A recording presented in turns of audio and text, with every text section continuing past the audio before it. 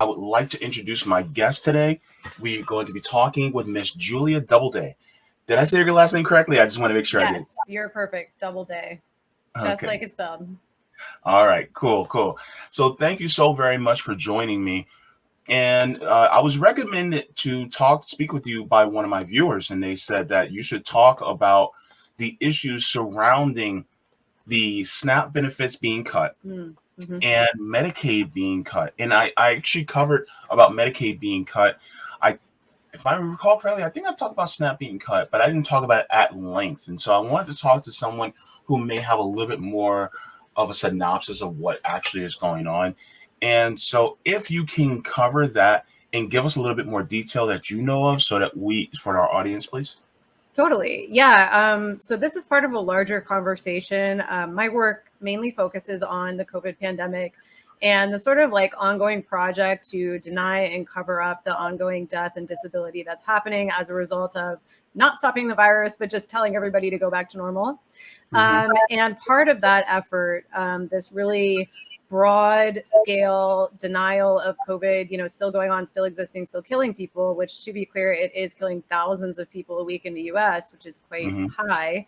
Part of that project is to start to snatch back all of the benefits, all of the emergency aid that was given to us at the beginning of the pandemic. So you may have seen, I'm sure you've seen over the last year, Biden has been able to do what Trump was not able to do. I mean, this is Trump's wildest dreams of what he would like to accomplish. He started to snatch back free testing. He started to snatch back free vaccines. And what we're seeing now is that the end of the COVID emergency declaration is going to take back, basically anything that was positive that came out of the beginning of the pandemic. So, when the emergency declaration went through, we had about 20 million additional people over the last 2 years who were able to get on Medicaid because of the expanded criteria and the additional money that went to states for the Medicaid program. Right now, what we're seeing is that, Joe Biden announced in January, okay, I'm doing you guys a favor. I'm going to let you know a few months early. May 11th, we're done. The emergency's over. So start saving up because you're not going to get your food stamps anymore. And, just this past week, actually, or the past couple weeks, the Republicans said, you know what, this isn't even happening fast enough for us. So why don't we get together with our friends, the Democrats, and pass a new bill that says, actually, the COVID pandemic is going to end immediately, not fast enough for us to keep Medicaid and food stamps. That bill, which again did work, is landing on Joe Biden's desk, and he is expected to sign it. He could veto it. He's going to sign it so that whenever that bill is, it's going to end the emergency. Now, when that happens, what we're going to see is, I think the estimate is between 5 to 14 people losing Medicaid coverage very quickly. And the states are already beginning to unenroll people who no longer are going to meet the requirements. And in terms of the food stamp benefits, the SNAP benefits, this will be 32 states that still have additional benefits at this point. Every single household is going to be receiving $95 a month less. So, and that's going to be starting ASAP. There are also additional damaging things in this bill. As I said, the tests, vaccines, everything is being privatized. So, as leftists, our goal has been to make all healthcare free and getting to see, the social benefits of having vaccination and tests be free. Wouldn't you rather live in a society where when you go somewhere, people were able to freely test to see if they have a disease? Like, that sounds good to me. There are social benefits to these programs. There's no reason to end them other than just a complete lack of care for public health, combined with, of course, the prioritization of profit for these private insurance companies. Yeah. Unfortunately, from what I've observed is that there is no the need for profit supersedes that of the needs of the people. As you can see, both Democratic and Republican parties, I like to call them the Demo Republican parties, are really hell-bent on serving their corporate dictators, their corporate masters. And so as we can see, it's really, like I said, a mechanization, a robotization of people, really, because you're only as good as what you produce in this country, right? Right. And so And I from think, what I oh, go ahead. oh, go ahead, please. Mhm. I was just going to say, I think you also raise a good point, which, and I'd like to bring this back to the left as well and say, what we've seen with the Trump COVID pandemic response going into the Biden COVID pandemic response, they have been completely consistent. He did not change the policy at all. The policy is, if you're weak, you should die. Nobody else should be bothered with it. And, let's completely ignore the science. Let's just go with what is best according to our pollsters. This is a continuous policy. It's a continuous attack on vulnerable and disabled people. And it is such a great moment for the left to come in and say, we can offer you something better. Because unfortunately, I haven't seen the left flooding into this space and saying, hey, 400,000 people died of COVID under Trump. And you know how many have died of COVID under Biden? Almost 800,000. So it's not like, it's not like there's not still this mass death event happening, a mass disabling illness event happening. Yes, it has been slowed down, but from the vaccine, that's not enough. So this is a great moment to make our case and say, you see how the Democrats talked a big game. They got into office and they didn't change a goddamn thing. And there are things that we can do. One thing I want to be sure to mention is that, sometimes when I talk about this, people are like, yeah, but at the end of the day, COVID's COVID. What are you going to do?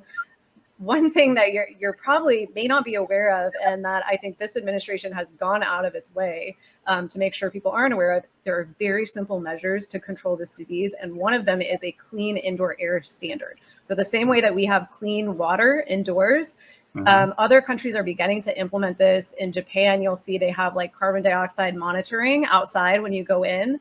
And it's very easy. This technology, like HEPA filtration, ventilation, the White House and this Congress could very easily say, oh, did I lose you? I'm still here. Oh, okay.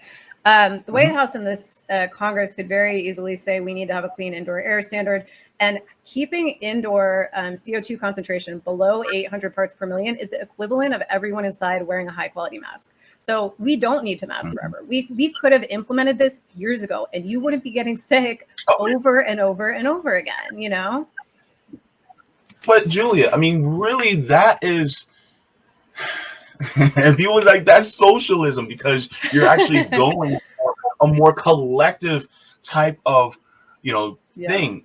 Now, just to let you know, I think, and this is just my personal opinion, there needs to be a full nationalization of our healthcare system from top to bottom.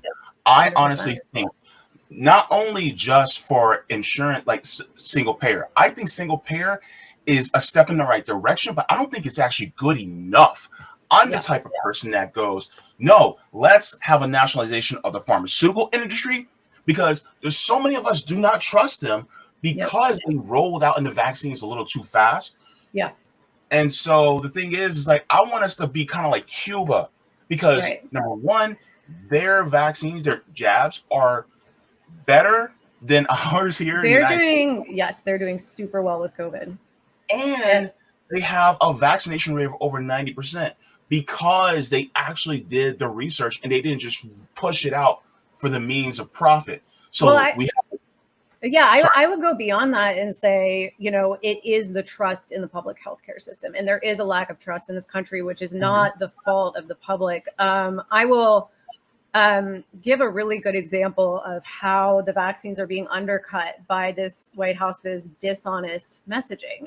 So you may or may not know, I actually, through my work on COVID issues now. I'm talking to COVID researchers all day, every day. I'm talking to cell biology PhDs, people who are doing this research. One thing that we have known since 2020 is that COVID is a vascular disease. So people think it's a respiratory illness.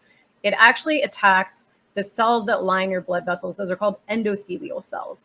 And that damage can lead to damage to any one of your organs over time. So you can end up with heart damage, lung damage, brain damage. You can end up with liver damage, kidney damage. All of these things are post-COVID things. So a lot of people, get sick, and then, a year later they have a new gastrointestinal disorder. They don't connect it to COVID. But one of the things we're seeing that has started in 2020, so before the vaccine was even invented, huge spike in heart attacks, strokes, and sudden deaths. That is true. It is true that heart attacks have gone up significantly, most significantly in the 25 to 44-year-old age group. A study found that the number of deaths in post-pandemic versus pre-pandemic, 30% higher at this point. Now, that's a really, really big change that can be anecdotally observed. And it is happening because people are getting reinfected with COVID, which is a dangerous disease, over and over and over again. But because this White House wanted you back to normal, because this White House wanted you at your job not complaining, because this White House didn't want to clean the indoor air, their message is, it's a flu, it's a cold, get back to work. And because they do not talk about the post-COVID health effects, including heart attacks, guess who came into the vacuum and started to explain those heart attacks? The anti-vaxxers. Now, if you see young people having heart attacks, go to the comments on Twitter, all anti-vaxxers, it's the shot, it's the clot shot, it's the shot. There has been research about what is causing these heart attacks. It is COVID. We know this, but Biden administration is propping up anti-vaxxer talking points by not warning people that COVID is dangerous. I necessarily wouldn't say anti-vaxxer because, and this is going to be my little bit of a pushback, because there are some people who are what I like to call vaccine hesitant for this particular vaccine. They're fine with a lot of other different types, but the problem is that this one and the way it was rolled out, they are very hesitant. Some have also been injured from these. I actually know a couple people, and so I wouldn't necessarily call them anti-vaxxers. That's kind of a inflammatory statement. Let me unpack that a little bit. I agree. I think there are some people who are vaccine hesitant. I had someone comment on my page the other day, doesn't the vaccine cause heart attacks? And I responded with a study, and I was like, no, like word, it's actually, COVID. And I was quick to clarify and say, also, yes, the vaccine does have a small risk of myocarditis in young men. That's a true thing. I would never deny the idea that there can be bad outcomes from the vaccine. But this study specifically looked at, you're like 9 times more likely to get myocarditis from the COVID infection itself. So it's not, I don't think that every person who won't get the vaccine is an anti-vaxxer, but I think if you see these studies and you actually look at the data, which again, this started in 2020, a year before the vaccine even came out, we knew it was causing heart damage. When you see that information and you refuse to engage with it and you continue to just talk about how the vaccine is harmful, but won't talk about COVID being harmful, that to me gets into a really damaging territory. And one thing I would also, add to that is that I'm not someone who's like, you have to go get the vaccine. I don't believe that. I think that if you're not comfortable getting the vaccine, okay, don't get the vaccine, but you should wear a mask. And the reason you should wear a mask is that COVID is much, much, much more dangerous than the vaccine. So if you're going to come to me and say, well, I just think the vaccine's too dangerous, okay, then you shouldn't be trying not to get COVID. Like that is the logical, rational extension of what you're saying. COVID is an extremely dangerous disease. Yeah. This is a little bit more complex of a topic that would require an entire show, but well, yeah, happy to chat about it anytime. Yeah, but the thing is that one of the things that I am a big proponent of is someone that is disabled. That the fact that SNAP benefits and as well as Medicaid is being cut on a massive scale. This is just is anti-worker, is anti-human in my eyes. 100%. Now, just as a full disclosure, I do receive SNAP benefits. Like I just because I have a channel doesn't mean I'm rich. And so, and I've told people this before. I was receiving a couple months ago, I was receiving $60 worth of SNAP benefits, and then as soon as my disability benefits, the cost of living adjustment happened, then they dropped it to $30. And so for some of the people who are like, oh man, they're getting $95 less, I'm like, I wish I had $95. And so, and on top of that, you have the people who are constantly, under the thumb due to this, what they like to call inflation, I call price gouging in this country. Yeah. I think that it is just devastating, especially to a lot of people who are impoverished in this system. Mm-hmm. I'm Mm-hmm. within the hair's breadth of it. I know many people. I know people who are in my family that are homeless. Yeah. And so, I mean, can you speak to the human element, the human aspect of what's going on? I also have a couple articles as well as a newsreel to play as well. Yeah. I think that this administration, it it's very frustrating to see the bigger picture of how the Biden administration has gotten away with continuing these anti-human policies. Another thing I forgot to mention is that there's something called Title 42, which is Hmm. essentially this immigration rule that was implemented as part of the public health emergency that said, hey, because of the public health emergency, we can, deport immigrants more easily because, they could expose us to COVID. Um, that was implemented under Trump. And now that's like one of the parts of the emergency that they're not getting rid of. Like it's totally anti immigrant. And there's still like a lack of pushback. Even among the like so called progressive left, you don't hear anything. And I think what you're getting at, the people who are going to be most affected by this are poor people, people of Hmm. color. We also have disabled people, all of these Hmm. marginalized groups. These politicians genuinely believe they don't matter to the election outcomes. That's the only reason they can get away with doing this. So, if they were to try to do something like this with wealthier people, people who are marginalized, yes, it would be all over the news. But because the victims of these policies are underrepresented, they're not represented in the media, they're not represented by progressives, they can just get away with this. It's totally, as you say, it's anti-human, and again, it shows how that two parties that are neoliberal capitalist parties this can never be a challenge to the fascism of the right. It when it comes up to motive, that's when their commitment to equality just stops every single time. When it's poor people or people who need services up against profit, they're going to pick profit every time. And in that sense, you cannot resist fascism that way. Hmm. There was a article that was brought out by The Hill. It says snap cuts could lead to hunger cliff, experts fear.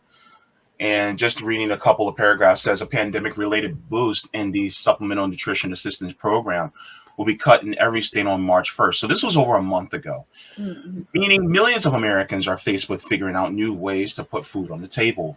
For Natalie Sharp, a 35-year-old part-time Pilates instructor, and her partner, that means stocking up on non-perishable food items like dried beans, pasta, and canned tomatoes, as well as visiting food pantries near their home in Pittsfield, Massachusetts. And so um, really the real thing. And when you mention some of those people who are also disenfranchised because of policies like this, I fit into every single category that you just mentioned. I am black, I am poor, and I am disabled. Yep. And so this affects people like me in an exponential way. And so this is why this is so worth talking about, because the thing is that people like myself get left to the back all the time, and especially by both parties. Yep. Instead, I'm sorry, go ahead. Oh, I was just going to say, yeah. And to tie this into another thing that's going on right now, the way that we've seen trans people get thrown under the bus. Mhm. One thing that you'll see a lot from these sort of large organized liberal groups and Mhm. from liberal politicians in office is just everything's about the next election. Mhm. And it's not about justice. It's not about doing the right thing. It's about, Mhm. well, is it better to throw these people under the bus or not? And no acknowledgement, of course, that your attention and your narrative and your messaging could actually influence what happens to these people. So, with COVID, what's happened is, Joe Biden, again, like there was a leaked document where his pollsters said, hey, declare it over. He declared it over, Mhm. and that's fucking it. It doesn't matter how many people die. It doesn't matter how many disabled people get, hospitalized. It doesn't matter how many able people end up disabled because of long COVID. He is not going to give a fuck because his pollsters told him, "Oh, well, don't worry, you're not going to lose votes, and you might lose votes if you actually care about whether these people live or not." Yeah. I'll be honest with you. When it comes to the Democrats and Republicans, people like me and those of my comrades at RBN, We're the ones that say, you know what? Don't give any money to these politicians, neither the Democrats or Republicans. Just Yeah. give to mutual aid and build dual power systems so that we can actually change this system from the ground up, because you will not get anywhere with either party. And so that's one of the things that I talk about a lot, because looking at, how they will say a lot of the right things, including progressives. They will say Yep. it a lot of the right things, and then they will leave you out in the lurch. They'll be like, new phone, who this? Literally. Yeah. Really irks me, because there are so many different things that could be done. I mean, even just from a foreign policy perspective, some of the things that they have actually voted for. And really, truth be told, it's like, okay, I thought you guys were trying to bring a ruckus into the system, when in really, you're not resistors, you're assisters. And so that's the thing that I've been noticing. So this is one of the reasons why I say, if you want to still do electoral politics, then you can go third party or independent. But outside of that, I'm not behind you, because the thing is that as we see right now, they are owned. They are literally owned, and they can say, well, we're grassroots, we don't get money from we don't get corporate money, things like that. Yeah, but at the same time, you're following the instructions, and you're following the people who do. Right. And you're not deviating away from them. You're calling them mama bear. You know what I mean? And so that's one of the reasons. I strongly agree. And I'm someone who's worked in Democratic politics, and I'm someone who's worked for progressives, but it's been a huge disappointment to see. I think what you said is correct. I was so excited that these people who aren't getting big money are going into Congress. And now that they're in Congress, not always, not all the time, not all of them, but a lot of the time, some of the things that they do and say, it's like, who the fuck do you think sent you there? I fucking sent you there. We sent you there. And why do you think we sent you there? We sent you there to challenge these fucking people. We don't like them. We sent them, like, literally, AOC, you are in office because, like, the third in line to Democratic power, we were trying to get rid of him. And we sent you there to represent us against these people. And then you get in there and you're like, oh, let me make new friends. That's not what we sent you there for. We hired you and we can fire you. And I don't understand why you think that your audience is a bunch of boomer Democrats who want you to get along with Nancy Pelosi. Nobody sent you there to do that. That's not what your voters want. Yeah. This is why I don't believe in capitalist parties anymore. Yeah. Yeah. Starts to feel a little pointless. I'm just like, you know what? I'm going to go this direction. And that's one of the things I'm actually very hopeful for. Yeah. Is that a lot of us, I have a little gray here, but I'm an elder millennial. And those of us who are, you are too? Okay. Yeah. So a lot of us who are millennials and Gen Z, and there are a few Gen Xers out there. Shout out to my fellow Gen Xers, my beautiful Gen Xers out there. But a lot of them are now seeing that, this system, and people will say the system's corrupt, but that means that the system had to have been good in the first place. Coming as a Black gay man that's disabled, the system was never good. And the fact we have to change the government in order to be what we want it to be. Because it's like, well, we're the majority now. So guess what? We're now going to tell you what we want the government to be, not what a bunch of late 20s to early 30s, land-owning white dudes did, 240 years ago. You know what I mean? So that's one of the things I think that we're shifting the narrative. I honestly think this is why the Restrict Act is gaining so much steam, as far as a lot of young people talking about it, which I'll be talking about, with Sabby later tonight, because we're talking about the Restrict Act being basically a violation of our free speech, especially online. We're going to be talking about that. And 100%. The fact that it has bipartisan support really tells you everything you need to know about the system that we live in. So, yeah. It is extremely concerning to see the degree to which they're starting to crack down on social media. It's something that I absolutely anticipated. I wrote about it back in 2015 and 2016, when there started to be this big, the media used essentially this scapegoat of disinformation online to explain why Donald Trump one. It wasn't their horrible reporting and the fact that they platformed him and put every single one of his speeches on CNN. No. It's because people were, on Twitter and on Facebook and all this stuff. And, one of the things I said to one of my parents, because they were saying, well, Russia stole the election. I was like, look, if you could steal that election with $100,000 worth of Facebook ads, we would have done it. Like Bernie would have done it. Like it's not like $1 billion election was stolen with like 4 Facebook ads. Like, please, like this was always a scapegoat.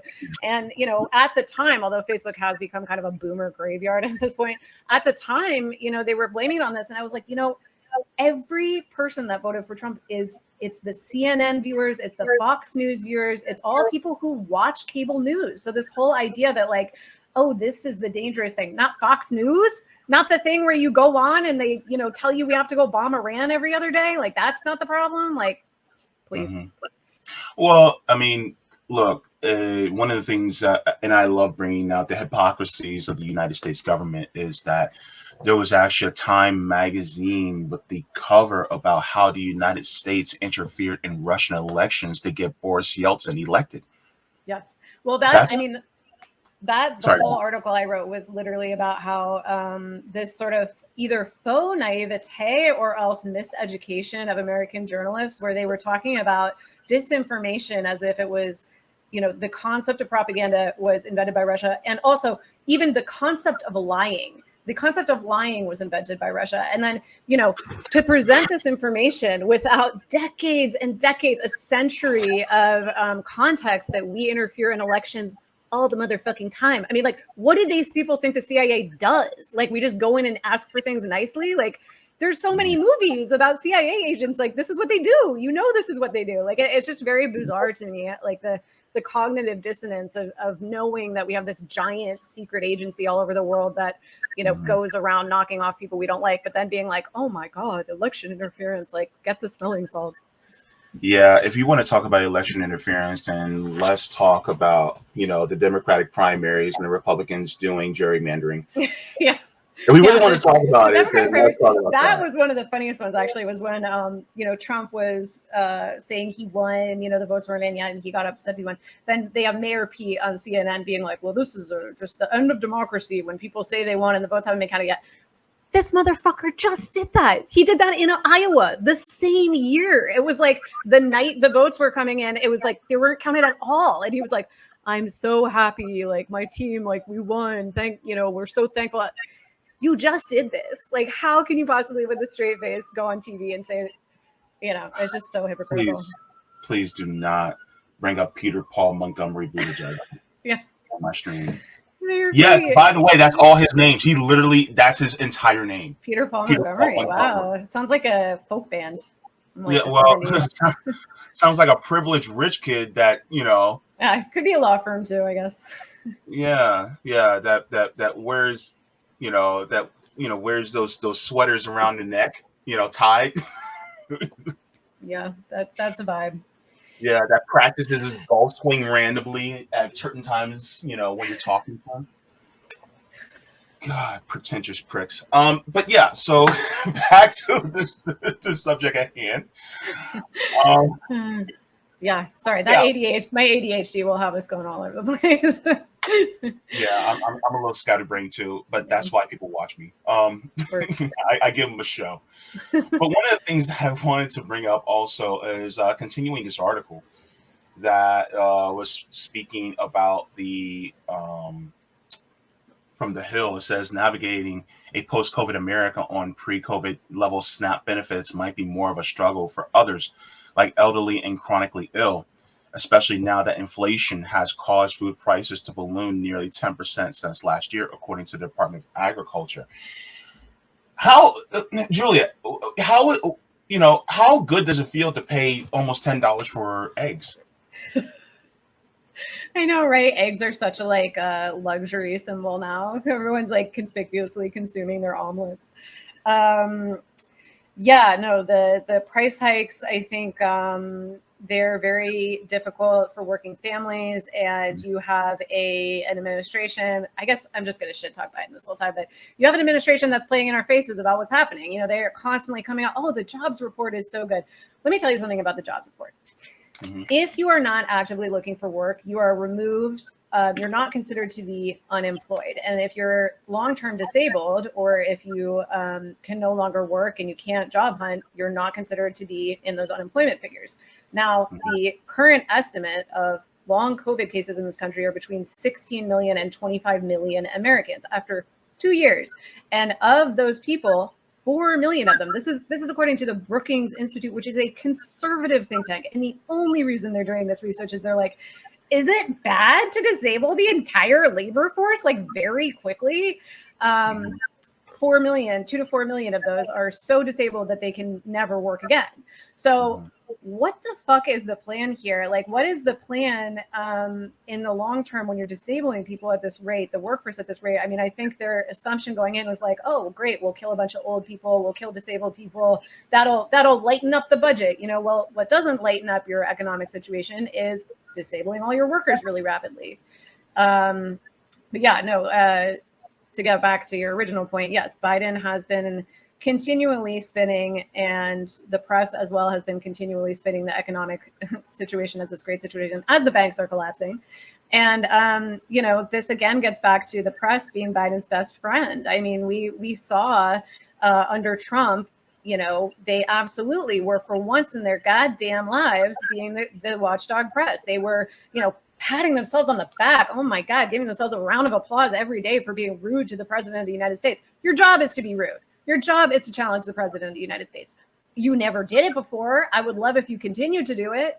But they didn't. As soon as Biden got in, anything Biden says, I remember one thing he said. So last year inflation was at 7%. I think it was at 7%. And the June economic report found that it was at 7%, and the July economic report found that it was at 7%. Now, the way the Biden White House spun this was inflation has slowed down. Inflation is now at 0% because in both June and July, it was 7. That means there was no change. So they were saying the month-to-month inflation is 0%. And they put out this messaging, inflation's at 0%. And all of the six-figure liberals just ran with it. You know, they're like, oh, don't you know inflation? You know, these are people who don't have to worry about the price of eggs at all. They just see what they see. They see the talking points. And yeah, the press just word for word, verbatim, oh, inflation's at 0%. Now, when Joe Biden tweeted this, it was actually misleading enough that they even put, you know, a content warning on it on Twitter. And they were like, FYI, what this actually means is it was 7% last month and it's still 7%, which, by the way, is sky high. Yeah. Unfortunately, is going up everywhere. One of the things also that a lot of people aren't talking about, and this pertains to a lot of people who are low income, is that this is about the Medicaid cuts. And this is also another variable that a lot of people are not talking about. It says 5 states will be the first to take residents off Medicaid starting in April. So you know, it says millions are at risk of losing their Medicaid coverage in the coming month, but residents in Arizona, Arkansas, Idaho, New Hampshire, and South Dakota will be the first to bear the brunt of terminations. And it says states have been barred by Congress from winnowing their Medicaid rolls since the COVID-19 pandemic began. That prohibition ended on Saturday, and some states are moving much more swiftly than others to kick those deemed eligible for the public health insurance program for low-income Americans. So this is just another really attack and war on the poor that is constantly being perpetuated. And it's this austerity mindset that continuously puts people at risk. And I'm of the mindset that we are all connected, right? That when you hurt, I hurt. When you have joy, I have joy. That's one of my favorite things to say, right? Love it. And so when you leave your people, and by your people, I mean all the people within your country. Now, I also extend this to all the people in the world, but just for the sake of argument for the United States, all the people in the country, they are, you know, being left out the lurch of being sick. You're literally hurting yourself. It may be indirectly, but you are hurting yourself. Yes, I'm so happy you actually brought that up because I just made a TikTok video last night where I said those exact words. And I said, the spiritual lesson of the pandemic is when you hurt others, you hurt yourself. And it could not be more clear in the way that, you know, people are assuming, okay, well, it's only disabled people that are going to die. It's only older people that are going to die. They continue to otherize the people who are being harmed. And the end result is all of us not caring about this.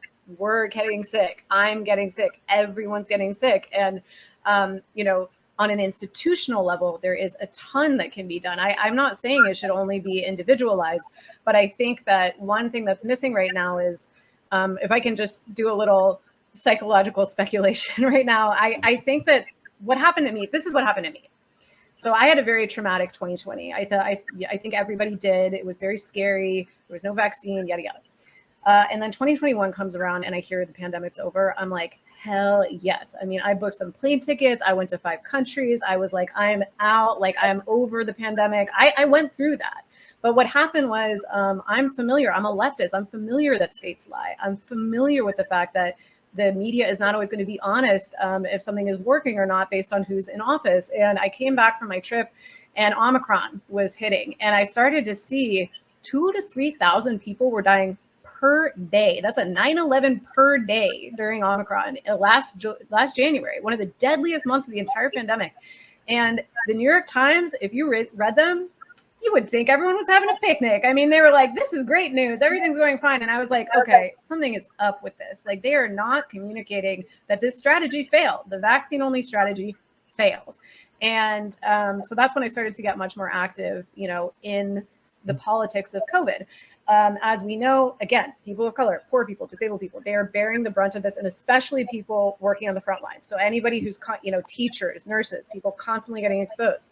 I think that it can be alienating to people, you know, when I say, oh, we need to mask, because they're like, oh, I don't want it all to be on me. That's too much.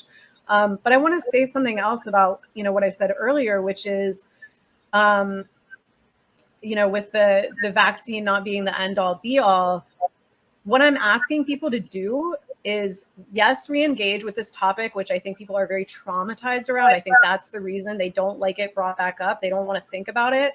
Engage with this topic, but think about what we can be asking for. And a lot of people don't realize we can be asking for clean indoor air, and we can put it back on the government that they have to do something. So when you see all of these cascading horrible health problems and you just blame the vaccine, what I was saying earlier about Biden, you know, not correcting that information, he would much rather you blame the vaccine. And the reason for that is he doesn't want people asking for things from the government. The Democrats and the Republicans, they don't care if you blame the vaccine. They don't care if you blame the sky being blue, anything but COVID, because they do not want to fix the indoor air. They do not want to have to pay out, you know, for the legal consequences of disabling so many people. They just don't want to deal with it. So I think, like, when you're looking at how you can hold the government accountable, and to tie this back to your question, sorry, I kind of went on a tangent, but to tie this back to your question, I think one of the reasons that we haven't seen a really strong pushback on the left on the fact that, you know, this is our wheelhouse. This is our wheelhouse. That people are being thrown off Medicaid. This is awful. I think one of the reasons we haven't seen a pushback is people are afraid of the word COVID. They don't want to think about it. They don't want to talk about that it's still a pandemic. They want it to be over. And it's psychological. And I think that, like, one of the things that maybe could help people confront it is to say, yes, there are solutions. It's not going to be just you wear a mask for the rest of your life. It's we have to demand clean indoor air. And you know, what you're talking about with how obviously healthcare should be universal healthcare, and how harming other people harms yourself. The actions of this government, from privatizing the tests and treatments and vaccines to throwing people off Medicaid, they're not the actions of a government that actually cares about public health. They're not the actions of a government that want to stop the spread of COVID or any disease. They're not the actions of a government who cares about your health. They're not the actions of a government who cares if you live or die. And, like, we need to engage with this, because right now, this whole concept of I'm over COVID, you are ceding a very important right. You have a right to not be infected in your workplace. You have a right to not be infected with a disease in healthcare. This is a right that they're stripping from you. And not only are they stripping you for it, they are getting you to thank them for it. That is so sad. Like they're taking away all of the helpful things that accompanied the beginning of the emergency. And they're pissing on your leg and saying it's raining. Just, oh, that's over now, don't worry. Oh, you got COVID again for the third time this year? Seems like a you problem. That's not acceptable. This is not acceptable. None of this is acceptable. Yeah. Yeah, one of the things that I want to add to what you said is that we focus on treatment, but we don't focus on prevention. What Yes. if, helping, giving, having less food deserts? What if we have more types of, we allowed a more work-life balance so people can spend more time recovering their bodies instead of work, work, work? What if, instead of constantly wanting to prescribe medications to treat a disease, you start, recommending your patients to go out into the sun and start taking more vitamin D so that you can actually resist some of these things. So 100%. yeah, so I think that, there is a there is a shift in focus for a lot of us to start making demands. I'm not sure if you're aware, but back in 2021, there was a march in over 50 cities around the United States called the March for Medicare for All. I'm not sure if you're aware of that. I don't remember that one specifically, no. Yeah, so I went to the march here in Orlando. It was in over 50 cities. Mm-hmm. Yeah, all over the country. And we all marched making demands of our politicians for Medicare for all. And this is the same people. We were also the same ones that were pushing for forced to vote, for the Progressive Caucus to actually force Nancy Pelosi to put Medicare for all to a floor vote as well. And so, that was done. And also, a lot of people are not aware of this, but Section 1884A of the Social Security Act enables the president to give Medicare to everyone within a given area, if there is a certain any type of an emergency. This actually happened in Libby, Montana, and President Obama was able to enact Section 1881A. You also can do it in East Palestine, Ohio, as well. Right. You can do it in Flint, Michigan, or Jackson, Mississippi, or many other places. You can do it nationwide, but the thing is that they don't want to do it. Right. Because it gives people ideas. Because if we nationalize the healthcare system, or if we give everybody single payer healthcare, right, well, then that exactly. Well, this is why they have to roll these things back too. Oh, well, if COVID vaccines can be free, why do the other vaccines cost money? Hey, well, there's no good reason, So, yeah, I think East Palestine and everywhere. I mean, everywhere where we're seeing these crises. Whether you live there or not, again, it's as you said, when other people are harmed, you are harmed. Like when we don't resist these things, we endanger ourselves. This is another case of, this train derailed, these people are being poisoned, nothing is happening.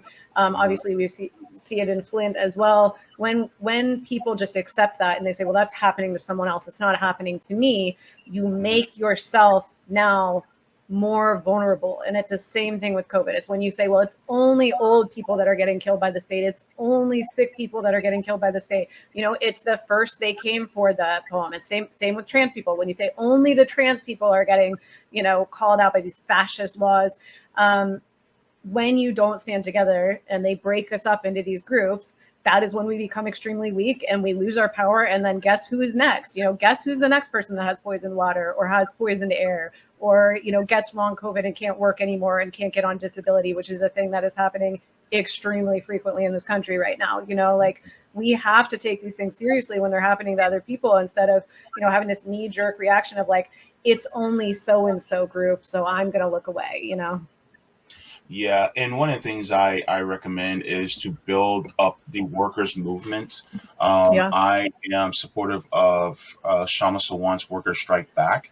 That is actually a great organization that just spearheaded, and they're doing work across the country in order to empower workers and to unionization. But another thing I would like to encourage is, an encouragement for people to join more worker-owned movements, starting Yes, worker yeah.